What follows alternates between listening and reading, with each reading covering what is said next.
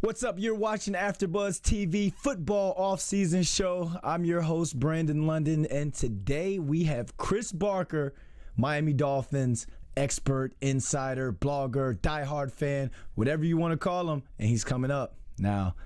You're tuning into the destination for TV superfan discussion, AFTERBUZZ TV. And now, let the buzz begin. AFTERBUZZ TV viewers, what's up? What's up? Welcome. Hey, Cinco de Mayo. Put the drink down. Put the tequila down. Put the Corona down. Oh, you know what? Pick it up. You're watching. That's cool. Reward yourself. Take a shot right now. I'll have a sip of Sprite. You're watching the Football Off-Season show where we talk football off-season, football off-season news, gossip, highlights, everything that's going on. We just had the NFL draft last week. As we didn't really get into it because, you know, the draft was, the first round was about to start. We'll talk CFL mini camps to recap. We'll talk that one-on-one. But first and foremost, we're going to talk AFC North football, the draft, the offseason, the moves, and we're going to go deep into the Miami Dolphins offseason with Miami Dolphins insider Chris Barker, and we have him on the line here from sunny South Florida. Chris Barker, what's up, man? It's been a long time, bro. How you guys doing? Hello, can you hear me, Chris? Yeah, I can hear you. Can you hear me? Okay, yeah, all right. You broke up for a little bit. What's up, man? It's been a long time, my dude. It's been a long time for sure. How you guys doing? Man, I'm doing great, man. Like a lot of people, the people at home, they don't know. Well, I used to play with the Miami Dolphins. Chris was a huge fan, writer, blogger. He's everything Miami Dolphins. When we would go travel somewhere, he'd be right there at the team hotel, getting autographs signed, talking to guys, well-wishing guys at every training camp practice, pretty much every practice that's out there. You know Miami Dolphins football, and the first question I'm going to ask you, why did they cut me, man? Why did they cut me, Honestly, man? man, that's what I would like to know. Because, you know, you were one heck of a player, my man. You know, I was all right, but you know, I wanted time to develop a little bit more. You know, I got there at the end of training camp. That my second year in the NFL, I came there from the New York Giants, and you know, I progressed during the season with the special teams, and then towards the end of the year, they started giving me a little bit of run at wide receiver. You know, I had that catch on Darrelle Revis on third down against the Jets, and Fasano scored, and we beat them to go to the playoffs. Got a little bit more of an opportunity in the playoffs. Had 4 catches against the Ravens when Ed Reed single-handedly beat us. I just always wondered, man. Then they drafted Patrick Turner and Brian Hartline, and it's like Patrick Turner's not in the league anymore, and Brian Hartline, he's having a pretty decent career, but it's like, man, bro, man. I know you were the top notch, man. I don't know why.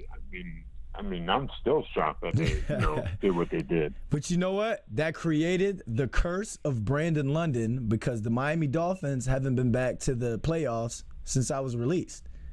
So I call it the curse of be London. 2008, that was the best year ever. Best year ever, man. We won all those games. But all right, so let's get into it because we'll talk a little AFC North. I know you hate everyone else in the AFC North other than your Dolphins. So let's go right into the draft. Miami Dolphins draft. Your thoughts? A+. I'll give him an A+. Wow, A+? An A+. Why is it because of Laramie Tunsil bringing in a top offensive lineman, or is it because you bringing in what I thought was a great pickup was Kenyon Drake running back out of Alabama? Kenyon Drake. If you watch his highlights from his college years, that guy is going to be a real beast. I mean, I'm telling you. Laramie Tunsil, that's a steal right there. You can't get any better than that. So you think he was the top lineman in the draft? You think he was the best choice at that pick? By far. What were your? I'm sorry. What were go ahead. What were your initial reactions when the social media video leaked of him with the bong hit and such? What was you and the Miami Dolphins fans' initial reaction? I mean, we kind of scratched our heads with when they showed that on the on the highlights, well, not the highlights, but the TV. But I'm not making much of a big deal. I don't think it's gonna be anything. Kids are kids, to worry right? about down the road. It's college, right? You know, like who? Oh, absolutely. It's it's in his past, and he's ready to move forward. And we'll keep talking about the draft. We'll keep getting into it. But I mean, you're all things Miami Dolphins. You're a huge Miami Dolphins fan, NFL fan. When it comes to something like that, a troubled past by an athlete, if it's like where would you draw the line if you're the GM in terms of drafting a guy or bringing in a free agent? What's like too much of a fragrant foul? Well, I would, carefully, go over his, his history of, what he's been through, but, just take it step by step, baby steps, Don't listen to all the noise outside of, the building. Just, focus on, what he's saying, I would just, take it by baby steps, just the most important thing is to ignore the noise. That's what you got to do. Put the bad stuff aside and move forward. Moving forward, the Dolphins are obviously moved forward with this draft, in your eyes, getting an A+ grade. Who would you say is the sleeper in this draft? Oh, wow, the sleeper. You're the Dolphins' sleeper pick. Who can make the most noise? I would have to say Graham. He would absolutely make the most noise in this draft. And Jakeem Grant? Jakeem Grant, yeah. The wide receiver, 5'6" wide receiver, huh? Yes, sir. And whoa, it says he once ran a 4.140. Yeah, I saw his 4.140, but I definitely think he's going to be the top notch to look out for this year. What is it about him that you like so much? Just focus. I've been watching his highlights from his past, games in college, and I just think he's really going to be a special player for us. Special player. You guys have a special receiver right now in Jarvis Landry. He just got voted one of the Jarvis Juice Landry. That guy is the best. What's he like? I mean, I know you've talked to him and you see the way he practices and such. What's he like on the field and when you've dealt with him and met him? Oh, he's totally awesome on the field. I mean, with his one-handed catches he puts on, I mean, and just getting to know him, he's a real awesome guy to get to know, and it's all around. He's a true superstar when you get to know him in person. So right now, in terms of, because we're going to go into talking Ryan Tannehill, who I'm not a big fan of Ryan Tannehill, man. I don't think he deserved that contract that he got. I think a lot of people aren't a big fan of him for what I've been listening to. Which is understandable. Everyone has their own opinions. Do you think it's okay? So you drafted a big time O lineman in the first round, and what you called was a steal. Do you think it's something where he needs to be protected, or do you think they should have went with a big time wide receiver at that pick to get him weapons other than Jarvis Landry? No, they should have definitely. I'm thrilled they went with Laremy Tunsil. I think it gives Tannehill more time, more protection to throw the ball downfield, this coming season. So I'm definitely excited that we have Laremy Tunsil. I think he's going to protect Tannehill more. Give Tannehill more time to, connect downfield and actually have more time to throw the ball and get, hit after hit as he did last year. Do you think that if Ryan Tannehill doesn't take the team to the playoffs, I don't want to say career is over, but his time as a starting quarterback in Miami for the Dolphins is over? I'm not going to speculate on that, but I would be shocked, if that would, if he did struggle again this year, that he would return 2017. Is there? Well, you guys drafted a quarterback in I believe it was the fifth or sixth round, Brandon Doughty. Do you think he could get a chance to compete this year, or do you think that's just a backup thing? Bring him in, let him compete for a second or third job, see how he develops. I think he's going to be actually competing for the second job. From my point of view, he'll probably move up to the second spot, but other than that, he'll just be a learning process for him. And with the Dolphins already starting their off-season programs, and they've already had mini camp because of their new head coach that's in there. Going forward, what do you as a super fan, you as a media guy, what is it that you need to see from the Dolphins in training camp and preseason to feel like they've turned that corner and becoming an elite playoff team? Well, for me, I'm looking for more protection for my quarterback, and his deep ball accuracy needs to be more improved, which I believe will now that we have Larry Tunsil. I just want to see more protection, for Tannehill, more deep balls down the field, and a better offensive line all around. Just a better offensive line. Man, I didn't know the Dolphins' offensive line was that bad. Man, all right. So let's get into some AFC North news. I mean, Dolphins are in the AFC North. The Patriots have dominated this conference for such a long time, and I know you hate hearing the word Patriots and you hate the word Tom Brady and such. Do you think me and Tom Brady, even though we never met, we don't get along. So do you think that the Patriots, this 4-game suspension that he's going to have to serve, do you think that's going to hurt them in the long run, or do you think it's just going to be something where it's like they'll find a way because Bill Belichick always does? So I'm going to have to say they'll find a way because, when you have Belichick coaching, I mean, he always gets his guys ready. So yeah. I don't think it's going to be a setback at all, really, to be honest. Do you think that they still have enough talent with what they've done in the offseason?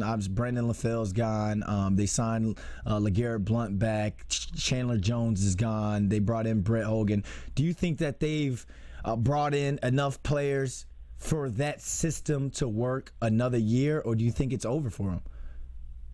No, I think it's going to work for them, actually. I mean, for at least another year. I mean, until, as long as you have Belichick as head coach, I mean, it's going to work no matter how he does it. One way or another, he's going to find a way to make it work. So they'll probably be the front runners every year as long as he's the head coach. What do you think of the Patriots draft? They didn't have a first-round pick. They drafted Cyrus Jones out of Alabama, corner, which they really needed. What do you think of this draft for the Patriots? Or was it just something you just don't care because they're Patriots? No. Actually, I try to not pay much attention to them, but they're just they're going to be in there for the long haul, for a while, I'm afraid. So it's hats off to them for sure. All right, so let's move on to the Buffalo Bills. Obviously, their biggest pick, just huge pick in my eyes because I saw this guy on ESPN First Take, and it made me look him up on YouTube and check his highlights out. Shaq Lawson, DN linebacker out of Clemson. Do you think that they've done enough for that defense, which was kind of spotty last year, meaning Buffalo Bills? Do you think they've done enough to compete this year in the AFC North and the AFC period? No, honestly, I don't think they have done enough. I think they could have went for it on defense. So, for my grade for them, I'm probably giving them a C- for the draft. Ooh, a C-? Yeah, I don't think they've done enough on defense. So, what do you give their? What do you give a lot of people? What do you give their offseason as a whole? Because they didn't bring in too many guys. They didn't make that big of a splash with the offseason. No, they actually didn't. I mean, so why? I don't get why a team would do that. They must think that their younger guys are going to play better. But I mean, like, come on. What do you think of their offseason as a whole? What would you give it? Probably a D, if you wanted my honest answer. Because they didn't make much noise at all. When you look at it, at it as a whole. So I would give them a D+. Man, D+. Hey, I agree with you on that, man. I'll take that. And if you all at home, you watching, you want to call in or you want to tweet us, let us know what you think of these draft grades. If you think that we're right, we're wrong, we're off, are we hating, go ahead and hit us up on Twitter. Let us know what you think. And honest question, as a Miami Dolphin fan, are you scared of Tyrod Taylor? Meaning his quarterback ability. Are you guys afraid of Tyrod Taylor? Is he progressing to an elite quarterback? Absolutely not. We're never afraid. Just bring it on, and bring it on. We're never afraid. All right. So let's move on to the New York Jets, who didn't really do too much this offseason either. I mean, you're still trying to figure out what they're going to do with Ryan Fitzpatrick, and you've got that entire hoopla. They drafted Christian Hackenberg, quarterback out of Penn State, in the second round. So maybe he gets a chance to come in and compete. I guarantee he'll probably play this year at some point. What are you going to give the Jets draft? The Jets draft. Well, I would probably give him a B-. I mean, that's just being generous. So a B- I would give for their draft. You sound kind of biased. When I look at everything that they did so far, I would give them a B-. Well, they stacked the defense. They brought in a lot of guys, and I feel like they wasted a pick on a punter in the 7th round, unless he's just that good. Yeah, that was a shocker to me when I saw that happen. So.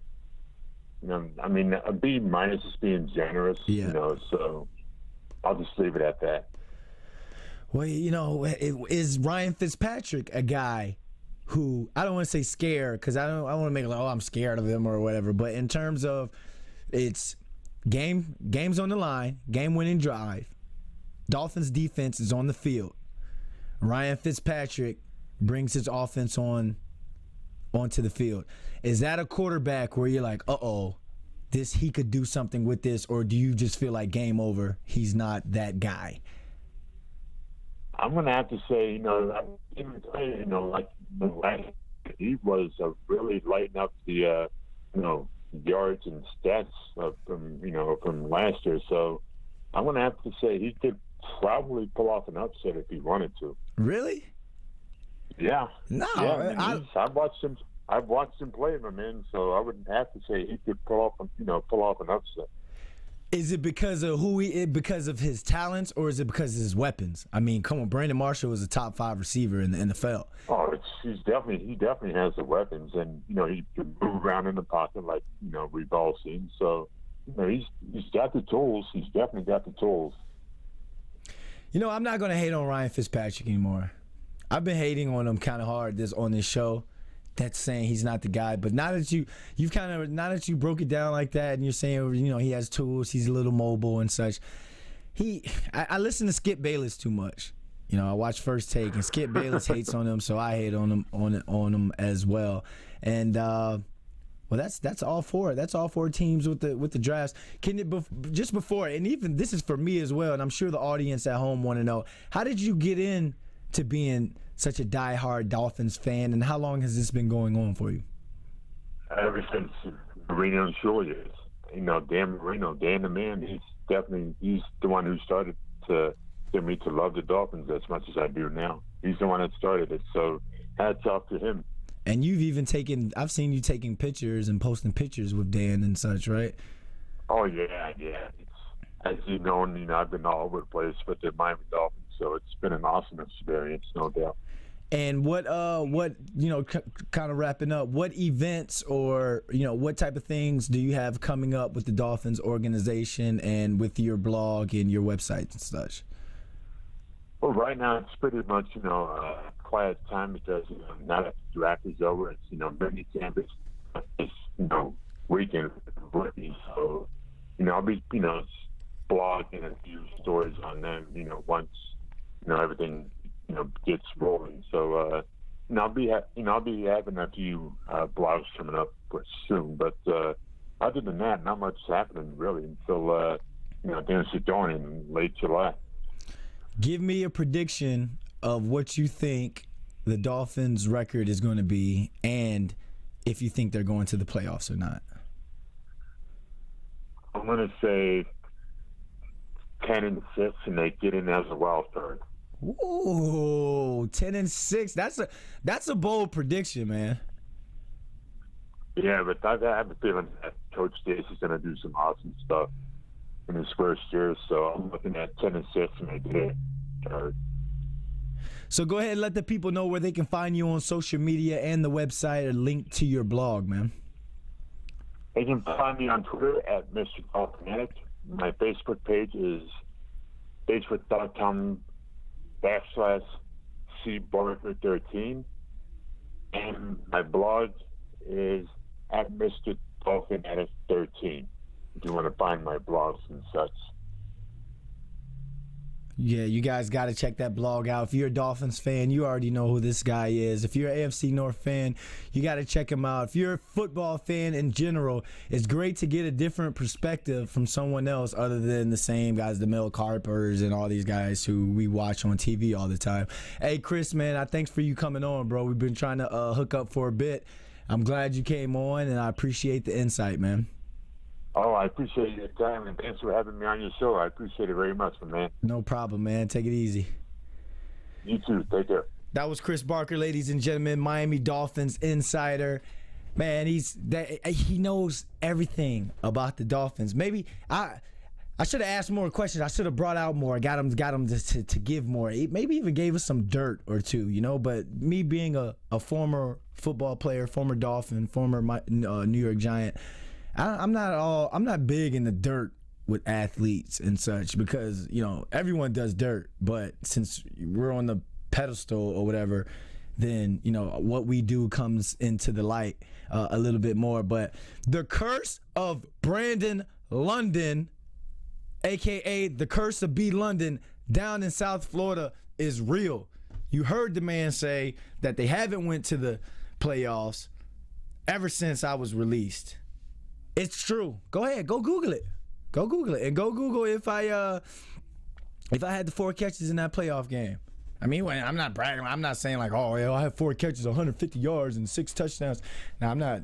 It wasn't anything like that. I just, you know, they let booby spin. Chad Pennington was throwing me the rock. And I do what I do. I catch the ball. Ultimately, I got released because I wasn't that good of a special teamer.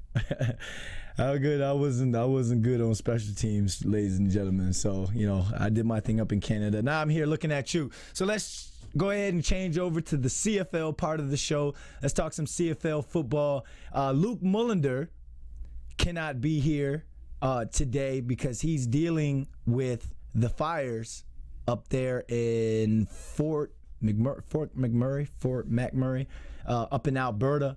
My prayers, first and foremost, ladies and gentlemen, because I mean, regardless, athlete, whatever I think I am, an athlete, entertainer, anything, I'm a person first. And there's some people going up there, I mean, that are going through some things right now. The houses burnt down, all their belongings gone, family members displaced. There's people going through some real stuff, and all I'm doing is talking about entertainment right now. Football is just a form of entertainment for us. But there's some people up in Alberta, Canada right now going through some stuff, and I would just like to say my prayers are out for you all. My prayers, I have a special place in my heart for Canada, all of Canada, every province, every CFL team, every CFL fan, every Canadian up there. I have a place in my heart for y'all because for 5 years, 6 years, you guys gave me a chance to make a living and live a dream. So everyone who's going through some stuff up there, like I say, I'll say it again, I don't care. My prayers are out for you. And Luke Mullender did tell me, hold on, let me read the tweet to make sure I get this right because I don't want to mess this up, y'all. Luke Mullender did tell me, although he can't be on because he's helping people, helping families and stuff up there, he told me to let people know that you all can donate by going to the Red Cross website. Any donation helps. Any donation is appreciative. Please do. You're helping families out up there. But CFL draft, ladies and gentlemen, May 10th, it's coming. It's right around the corner. I was talking to Montreal Alouettes scout, former wide receiver Eric Delorier. They're in meetings. I was talking to him earlier. I was trying to get a special scoop, but he wouldn't give it to me. I think Jim Pop was watching his text because he wouldn't give me any type of insider on what they're going to do. But the CFL draft is coming up, and the thing that just happened, pretty much every mini camp is wrapped up.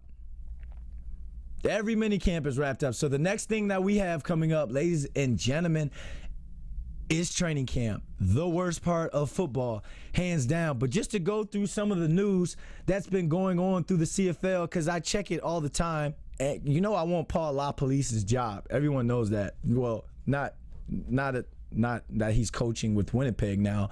CFL on TSN. CFL on TSN. Bring me in. Give me a shot. Por favor, please, bring me in. All right. So mini camps wrapped up. I'm seeing that the Red Blacks are saying CFL.ca is what I go get my information from up there. The Red Blacks are saying that they're further ahead than last year. They should be. The Red Blacks, for what they did, what they've done these last 2 years, being a franchise again, the fan base playing there, seeing the north side versus the south side, and when they go back and forth during the game, one side of the stands goes says some chant, and then the other sides, they go back and forth. They should win the East.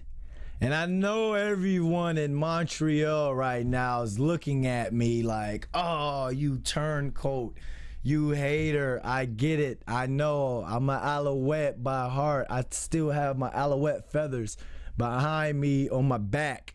I know, but just what they're doing in Ottawa with Marcel Desjardins, he is Jim. In a way, he's like Jim Pop Jr. Not Jim Pop Jr. like he's a kid or anything. He's another version of Jim Pop. They work together. He learned from him, and he's doing all the right things in Ottawa right now. The biggest thing that I read this week on CFL.ca was Ticats coach Kent Austin saying that quarterback Zach Caleros will not be ready for the start of the season. Huge. And we all know how important the beginning of the CFL season is. Now, you can do what BC did back in, 09, 010, when the BC Lions went from 0-6 or 1-7 or 1-8 and went on to win the Grey Cup. You can do that, but it doesn't happen that often. I mean, come on, let's keep it real, like the kids say. Let's keep it real. It doesn't happen that often. If you get yourself in a hole, and trust me, I know this. I've played Montreal Alouettes. I played up there. Go Google it. If you get yourself in a hole, meaning 1-4, 2-7 starting out, that's a hard hole to climb out of, especially with the crossover, especially with how strong the West is. So if an Eastern team gets themselves in a hole early, it's kind of, excuse me, it's the Sprite. It's kind of lights out for them on their season. As we talked to Terrell Sutton last week, he was a guest on the show. Montreal Alouettes running back. Well, he's built like a linebacker. Running back Terrell Sutton, and I was asking him, what did it look like down there in Florida with the Alouettes mini camp? I want to know. I talked to SJ Green. He had some cool catches on one-on-ones that they posted on the Alouettes website. So I hit him up. I texted him saying, "Ooh, you looking kind of fast out there," and he called me right away, because he knew I saw the video. So, they called me wavy in Montreal because of that 2000 season. I was very wavy. They called me wavy, so he's like, "Wavy, what I look like? Wavy, what I look like?" I tried to get some inside information from him too, but he didn't give me, he gave me a little something, but not enough. When it comes to the quarterback situation in Montreal, I was trying to get some dirt from him just because he's the guy in Montreal. He and Deron Carter are the number 1 and 1A and 1B receivers in Montreal. What quarterback looked good? Who did what? They're saying KG looked good. They're saying the offense clicked down there in Florida. I know they're supposed to, but SJ keeps it real with me. That's my brother right there. He keeps it real with me. What I want to know is, and Luke Mullender, he's not on here today. I know we always talk about Saskatchewan and such. But I want to know what these Edmonton Eskimos are going to look like. Their mini camps in the book. No, not in the books. No, their mini camp comes up this weekend. Lost Kenny Stafford, wide receiver, who was Robin to AD or AB, who was Batman. You lost Chris Jones, head coach. How are they going to reload? How do you get out of that? How do you bounce back from that? I see the Edmonton Eskimos, and I know I'm going to get some hate from this. They'll be last in the West this year. Edmonton Eskimos. And when I go to a game this year, I'm not going to Edmonton anyway, so I don't have to worry about anybody hating on me or, saying something to me in the streets. But they'll be last. BC reloaded. Nick Moore, back. Coach Wally, back. So much going on. Like, I don't know. I just don't feel as though Edmonton did enough. They have their mini camp that starts on Sunday down in Vero Beach, Florida. What is it with everyone going to Vero Beach, Florida? Ever since Jim Pop started taking the Montreal Alouettes down to Vero Beach, Florida, historic Dodger Town, every CFL team wants to go down to historic Dodger Town now. I mean, it's a copycat league. I mean, that's just how it is, I guess. I don't. I mean, how much? What is? There's not much to really talk about at this point. I can't wait. Is it June yet? Y'all think I came down here to Hollywood and got Hollywood and forgot all about the CFL, but no, not at all. I still talk to players. I still, I'm scheduled to go up in July. I'm taking my little brother back up to Montreal. We're going to check a game out. We're going to go hang out. I'm going to go party at FlyGen. I'm going to go to Casino de Montreal and bet on the field when I shoot craps like I used to. I love Canada. But the biggest thing, and I want to give a shout out to Jonathan Hefney on his retirement. Long-time Winnipeg Blue Bomber. Well, he was my teammate for a couple weeks in training camp with the Alouettes this year. But that guy, just like how we had Javon Johnson on the show a couple weeks back, he and Javon Johnson played together in Winnipeg, and those guys, like Montreal receivers and the Winnipeg Blue Bombers DBs, we always used to get into it. Hefney was the one. Remember, I don't know if you all watched the one when I had Javon Johnson. I was talking about how they used to make fun of the face mask I had. Hefney was the one who started that. So congratulations, Hefney, on a great career. And you ended it with the All-Star bid last year in Montreal. I'm sorry you had to retire because of, health reasons, but hey, life after football is a lot longer than our careers. Tavares George, D-tackle from the Riders, he retired. He was involved in the incident up there. Someone is a beat writer on Twitter. He pretty much tweeted out like the police report or whatever happened with his altercation, with Tavares George altercation. But like I said, man, I don't talk dirt. I don't talk dirt with these guys. I know these guys. T. George was with me in Miami for a little bit and such. So I'm really not into that. The Lions quarterback Jennings just inked a new deal, 2018. Does that mean Travis Lulay is on a short leash in BC? I mean, this is the first time you heard Christy Bueno a couple weeks ago on the show saying that this is his first off-season throwing in a long time, feeling healthy, feeling good in quite some time. Does he have that juice, that Lulay juice back? I want to see you ball, bro. Matter of fact, someone help me connect with Travis Lulay. I want to get him on the show. I also want to get Darian Durant on the show. I'm going to work on that next week. I want to get those two guys just because I'm all about the old heads. And when I say old heads, I'm not calling them like them old. I'm all about the guys that I came into this league and they were already there, or that I came into the CFL with together. Like, I still follow those guys' career. I'm still trying to learn the young guys and such. I also want to know what's going to go down in Toronto. I haven't seen that much on CFL.ca on Toronto. Like, I'm scrolling through right now, and I see a video where they're talking, the year starts now for 2016 Toronto Argonauts moving over to BMO Field. Going to be playing on grass. A CFL games on grass. That's crazy. That's something special because as a football player, field turf makes you feel faster, but man, it's not, you don't really want to play on field turf if you have a chance to play on grass. The headlines. I want to know, you guys got to tweet me. Let me know what you think about the CFL. Let me know about upcoming upcoming events, things that are going on, help keep me in the loop. I'm on Twitter. I'm looking at guys' Twitters. I'm looking at CFL.ca. I look at the beat writers' Twitters. Herb Zaworski. I'm looking at everybody's, but I can't get in. I can't do everything. You guys got to help me out a little bit. Hit me up. Let's talk some CFL football, man. I need football. I need football in my life, you know. I can't wait, and, you know, we're going to wrap it up in a little bit and such, but the biggest thing, I can't wait to see Deron Carter back into the CFL. Cannot wait. Had his time this 1 year down with the Indianapolis Colts, practice squad, learned a lot, probably refined his game to add to his natural skill set. I can't wait to see what he and S.J. Green do on the field. Henry Burris back again, the wily vet.